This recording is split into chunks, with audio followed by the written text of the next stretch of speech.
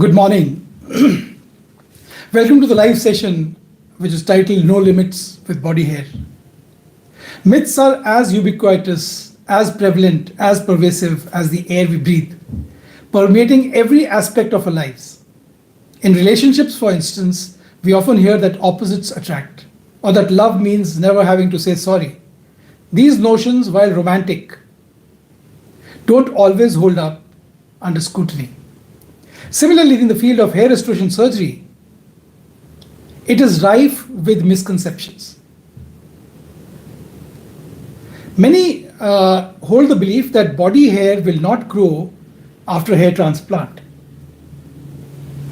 or that it will lead to unnatural results. And these limits,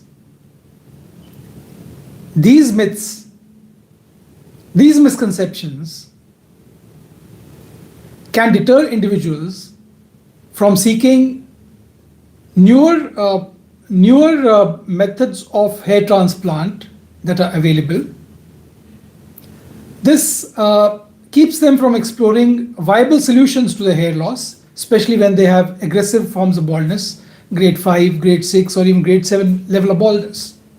So if you do not know anything about a subject, it is better to do research rather than hearing people stories which are unfounded, not scientifically based, and missing out on something that can give you a great result, that is, in this case, body hair transplants.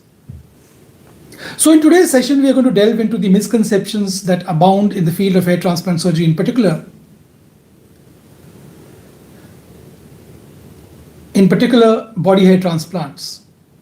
And particularly focusing on the use of body hair transplant today, not about general scalp hair transplant, but body hair transplant only. It's a specialized talk today.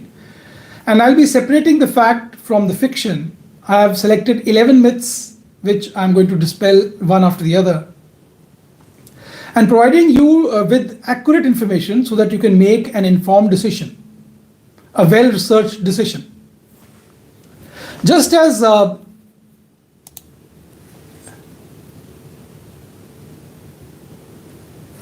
as myths cloud our understanding of relationships, they also obscure the realities of hair transplantation. Many believe that hair transplants yield immediate results or that they are exclusively for men. Well, delving deeper, the realm of body hair transplants is shrouded in even more misconceptions. Some assume that body hair cannot be used for transplants or that it yields subpar results, it yields unnatural results which will not look good in social circles, and results which they will be ashamed of for a long period of time. So when I embarked on the journey of body hair transplants some 15 years back in 2010, when I opened my private practice, I started doing body hair transplants. Though those days the technique was not as easy. There were no learning centers where you could go and learn body hair transplants. There was hardly anybody doing body hair transplants. Most were experimenting, and so was I since 2009. So I started doing my hair transplants, the body hair transplants, in 2010. So we used to subsequently, that was being done along with FUT to increase the coverage in patients with grade 6 and grade 7 male pattern baldness. So it was being done in combination with FUT, that body hair transplant I used to do. I used to harvest grafts from the chest. I used to harvest grafts from the pubic area, from the axilla, from the beard as well, and use them to see how the results panned out. And now I have a complete repertoire of cases, which is about 15, 18 years old, of body hair, and I think that I am qualified to give a talk on body hair transplants and how they pan out over a decade and a half or more. So when I embarked on this journey of body hair transplant in 2010, the landscape was akin to uncharted territory. There was conspicuous absence of literature, training videos, structured programs like they do today. There was no society teaching hair transplants, leave alone body hair transplants. The first time I had visited a clinic doing hair transplant was when I was on study leave in United States of America. and I had gone there for a fellowship in reconstructive plastic surgery, and so showing there was an operation theater that used to be remaining closed all the time because there was a surgeon, a retired captain from the U.S. Army, who, after leaving the medical profession, the United States Medical Corps, had set up his practice doing hair transplant surgery. So he was very secretive about it. But my professor, Dr. I.N.T. Jackson, God bless his soul, he's no more. He saw that I had an indelible interest in hair transplant surgery. So he spoke to him one day, because he was those days the author of the recent advances in plastic surgery, and he had incorporated this doctor's articles on hair transplant surgery many a time. So he was bounded on him to agree to his request. So he took me in for about 1 week to watch him, to shadow him doing hair transplant surgery. And that is how my career in hair transplant surgery started in 1998. And after that, there was no looking back. But as far as body hair transplants is concerned, there was nobody doing body hair transplants. Everybody was experimenting, and so was I. So in response to the growing interest amongst my peers, once I became little proficient in body hair transplant, I started the FUE training program, rapid FUE harvest program in 2010. And you can see videos online. They are still available somewhere on the internet if you type FUE Con and Dr. Bhatti training program. It is there on social media, because anything uploaded on the net will stay for a long period of time. It sometimes outlasts you. So we started these training programs in which we taught harvesting from the scalp and harvesting from the beard, harvesting from the chest, which ran successfully for 4 years, 2010, 2011, 2012, and 2013. But then it experienced certain headwinds or speed breakers. A lot of challenges which stemmed from political dynamics prevalent those days in hair transplant societies, Indian societies as well as abroad, and I had to discontinue these programs. So that was the history of my doing body hair transplant, how I learned it, and how I started teaching programs in body hair transplant.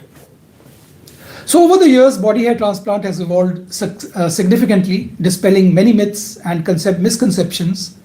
It is imperative to address these to provide clarity for both practitioners and the patients, and I'm going to do them one by one today. So the myth number one is that body hair transplants yield unnatural results. Well, body hair transplants do not yield unnatural results. It will yield unnatural results if you do not know how to mix and match body hair with scalp hair. Body hair, of course, has its unique characteristics. Body hair, when taken from the beard, is coarse. It does not tame properly, it's wiry, and it stands out. It grows at the same rate as scalp hair, but at times it grows even faster. So if you mix and match, if you do not use beard hair while after transplant, along the hairline, along the visible parts, that is the leading edges of the hairline, if you do not use them for temple points, if you do not use it for a large crown, because it will become wiry and it will not tame, because hair at the back of the head at the crown area is so designed that it follows the vole pattern. And for beard hair to follow the vole pattern is just impossible, because they cannot be tamed. So it will disrupt the vole pattern, and therefore it will look unnatural. So body hair transplant, when used correctly, especially beard hair transplant, when placed in the appropriate places where it's supposed to be, in appropriate ratio, mixed in the ratio of 1:4, when it loses its own characteristic, being surrounded by hair, mixed in such a way that it doesn't stand out, then there is no way it will look unnatural. There's no way at all that it will look weird. And then we come on to the myth number two. Myth number two is body hair transplants are exclusively for individuals with insufficient scalp donor hair. Well, this is very wrong, though it is the primary use of body hair is in these situations.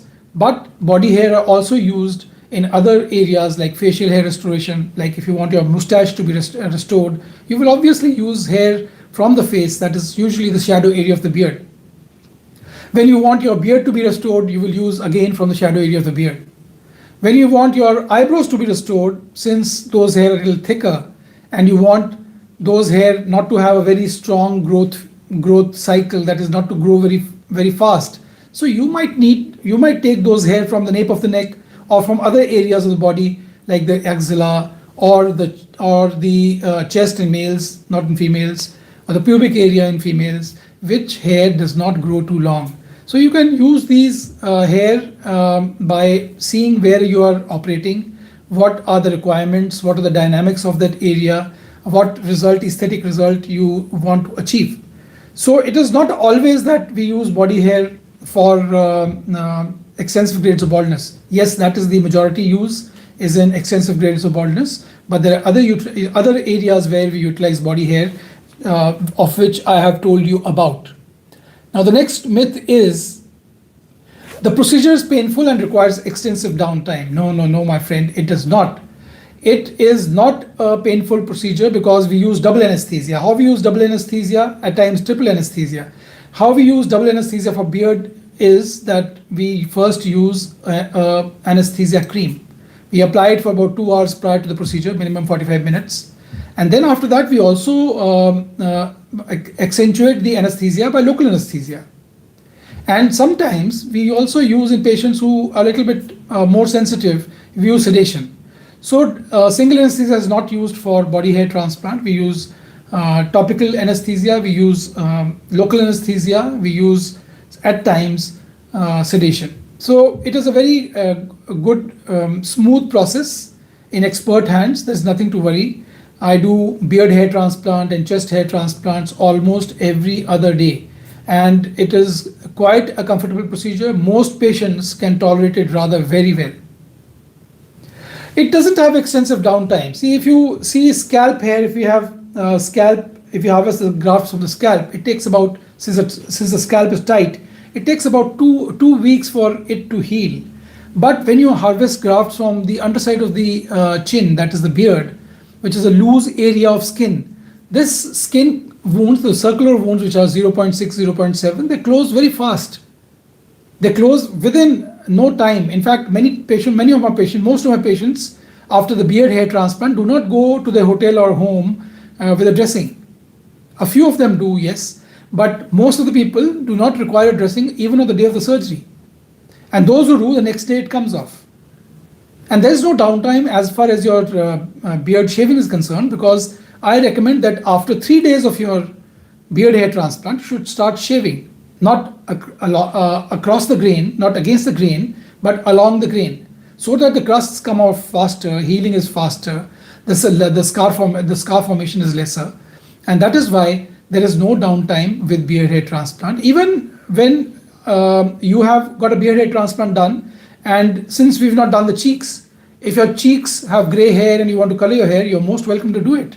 That's not so in scalp hair, because in scalp hair we've distributed all over, whereas in beard hair we've usually taken it from the shadow area of the beard. So the visible parts of the beard can still be colored. There is no problem at all. And this takes us to this next myth. The next myth is that the results are immediate. Results are not immediate with any hair transplant. Every hair transplant is done using biologically live tissue. Every hair has a cycle, and every hair, when relocated, will to some extent shed. All hair do not shed, but some amount of hair, about 50%, 60%, will shed in most cases. And results are not immediate. However, the response of growth after having utilized beard hair is better. Less beard hair shed as compared to scalp hair. Subsequent regrowth becomes noticeable over several months, with full results typically occurring at 6 months, 9 months, or 12 months, depending upon your body constitution. Many people have reported results even at 3 months, but there are people who have to wait till 1 month for 1 year to have a result. The next myth is that anybody is suitable for a hair transplant from the body. No, it depends upon your body resources. It depends upon how good the quality of hair is in your body. Most patients Indian origin, Caucasians have good lush donor beards, and we take grafts from the shadow area of the beard. We can harvest about 1,000, 3,000 grafts in 1 or 2 sessions, or even 3 sessions. But in some cases, who are Asians, there is hair which is not available. There are hair, but they are wispy thin, and these cannot withstand the transplant process. And even if they do, they will not give a good result because the coverage will not be good because they're thin, very thin hair. So everybody is not a candidate for a body hair transplant. Factors such as availability and quality of hair, body hair, the extent of your hair loss, and individual health considerations play a pivotal role in determining the suitability of candidate for body hair transplant. And the next myth is that transplanted body hair will grow indefinitely. See, body hair differs from scalp hair in growth cycles and characteristics, we all know. While transplanted body hair adapts to the scalp environment, it may not achieve the same length or growth rate as native scalp hair. So this is very important to note. And then we come on to myth number 7, that is, transplanted beard grafts grow slowly and not long enough. See, beard hair, being terminal in nature, often exhibits robust growth when transplanted to the scalp. Its coarser texture and growth characteristics make it a viable resource in body hair transplant procedures. And then the myth number 8. Sorry, I have to check which myth it is because it's very difficult to remember the myths. The flow has to be maintained only by looking up your records.